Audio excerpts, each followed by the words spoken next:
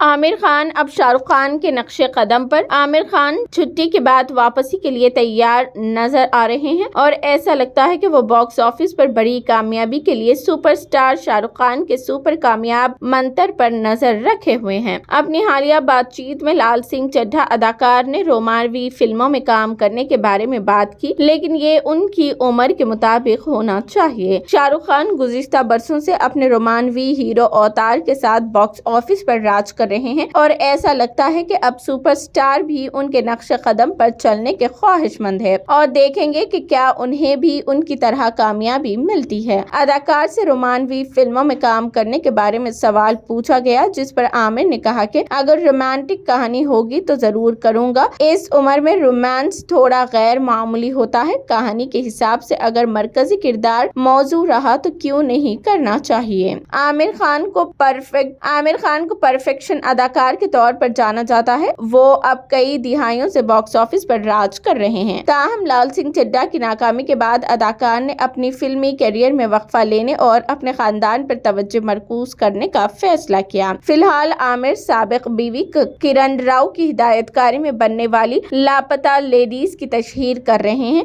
जहां सुपरस्टार ने एक किरदार के लिए ऑडिशन भी दिया था, जो अब रवि किशन अदा कर रहे हैं। आमिर खान बेटे जुनैद खान की पहली फिल्म प्रीतम प्यारे में अहम किरदार अदा करने वाले हैं, जहां सुपरस्टार ने खुद इस बात की तस्दीक की है कि वो फिल्म में 4-5 मनाजिर करेंगे। आमिर आखिरी बार 2022 में लाल सिंह चड्ढा में नजर आए थे और तब से उनके फैंस उनकी वापसी का इंतजार कर रहे हैं और वो कामयाब वापसी के लिए शाहरुख खान के नक्शे कदम पर चलने के ख्वाहात दिखाई दे रहे हैं।